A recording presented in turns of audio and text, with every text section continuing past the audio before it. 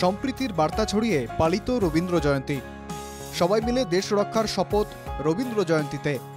বরাক, লামডিং সহ রাজ্যের বিভিন্ন প্রান্তে রবীন্দ্র জয়ন্তী। সাড়ম্বর নয়, সংকটের এই মুহূর্তে অনাড়ম্বর রবীন্দ্র জয়ন্তী। আন্তরিকতায় ছোঁয়া ছিল প্রায় সবকটি মঞ্চেই। প্রতিবারের মতো এবারেও শিলচরের বিভিন্ন ক্লাব, সংগঠন, শিক্ষা প্রতিষ্ঠানের তরফে রবীন্দ্র জয়ন্তী পালন করা হয়। শহরের প্রাণকেন্দ্র তারাপুরে রবীন্দ্রনাথ ঠাকুরের মূর্তিতে সকাল থেকেই শুরু হয় মাল্যদান, পুষ্পার্ঘ্য নিবেদন।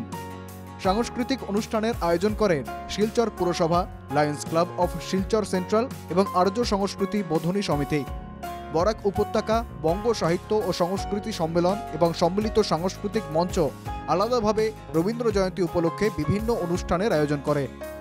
শ্রীভূমি শব্দটি প্রথম উচ্চারণ করেছিলেন যিনি, সেই কবিগুরুকে কি করে ভুলে থাকতে পারে জেলার মানুষ।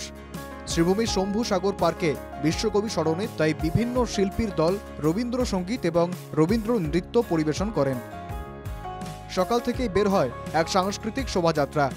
শহরের প্রধান প্রধান এলাকা পরিদর্শনের পর শম্ভু সাগর পার্কে গিয়ে মিলিত হয় শোভাযাত্রা। হাইলাকান্দিতে বরাক উপত্যকা বঙ্গ সাহিত্য ও সংস্কৃতি সম্মেলনের জেলা শাখার উদ্যোগে রবীন্দ্র প্রেক্ষাগৃহে 3 দিনব্যাপী রবীন্দ্র জয়ন্তী পালিত হচ্ছে। 25শে বৈশাখ থেকে শুরু হওয়া এই অনুষ্ঠান চলবে 28শে বৈশাখ পর্যন্ত। বিভিন্ন সাংস্কৃতিক অনুষ্ঠান, কবিতা, আবৃত্তি, সঙ্গীত পরিবেশনা ও প্রতিযোগিতার মধ্য দিয়ে উদযাপিত হচ্ছে কবিগুরুর জন্মদিন। আমরা বরাক উপত্যকা এবং বঙ্গ সাহিত্য ও সংস্কৃতি সম্মেলনের পক্ষ থেকে এবারও 3 দিন ব্যাপী রবীন্দ্র জন্মজয়ন্তী আমরা উদযাপন করতে শুরু করেছি। আজকে আমাদের নির্ধারিত কার্যসূচি অনুযায়ী রবীন্দ্র প্রতিকৃতিতে শ্রদ্ধার্ঘ্য, দেয়াল পত্রিকা অনুষ্ঠান ছিল। এখন আরম্ভ হবে আমাদের রবীন্দ্রসঙ্গীত প্রতিযোগিতা। এর আগে হয়েছে অঙ্কন প্রতিযোগিতা। আগামীকাল আছে রবীন্দ্র নৃত্য প্রতিযোগিতা, আবৃত্তি প্রতিযোগিতা এবং 12 তারিখে অর্থাৎ সোমবারে আমাদের সাংস্কৃতিক কার্যসূচি আছে। পিছিয়ে ছিল না লামডিংও, তবে রেল শহরে সাড়ম্বর অনুষ্ঠানের পরিবর্তে আন্তরিকতায় ভরা ছিল রবীন্দ্র জয়ন্তী। যুদ্ধ এবং সংকটের সময় সবাই মিলে দেশ বাঁচানোর শপথ নেন রবীন্দ্র জয়ন্তীর মঞ্চে।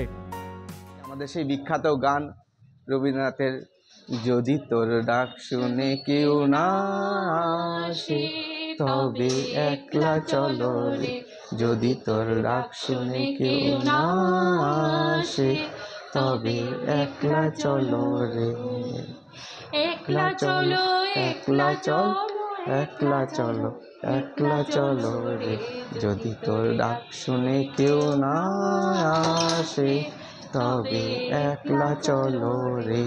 আমরা একলা নয়, আমরা সবাই মিলে আমরা দেশকে রক্ষা করব।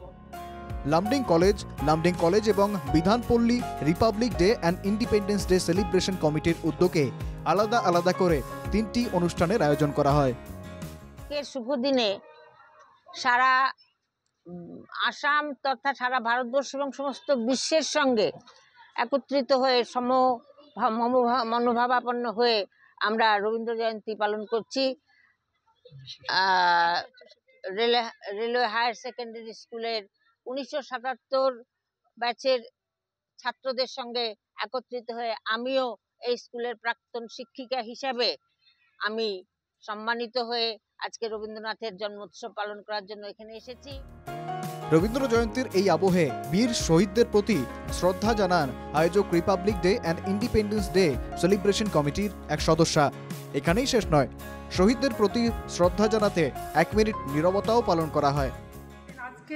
কালকে রাত্রে আমরা ঘুমোতে পেরেছি একমাত্র বীর সৈনিকদের জন্যই।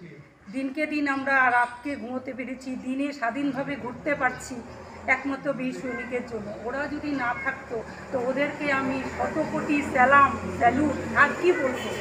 যা আমাদের ভাষা, মানে স্পিচলেস ভাষা, আমার ভাষায় আমি বলতে পারছি না ওদেরকে আমি কি বলে অভিনন্দন করব।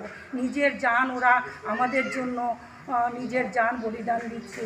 নিজের ঘর সংসার ছেড়ে ওরা কাশ্মীরে আছে, সিয়াচিন এই পাথর বরফের জায়গায় আছে, কত কষ্টে ওরা আমাদেরকে রক্ষা করছে। সব মিলিয়ে যুদ্ধ এবং সংকটের এই সময়েও রবি ঠাকুরই যে এখনো ভরসা, শুক্রবারের রবীন্দ্র জয়ন্তী তারই প্রমাণ। Bureau report, NK TV Bangla.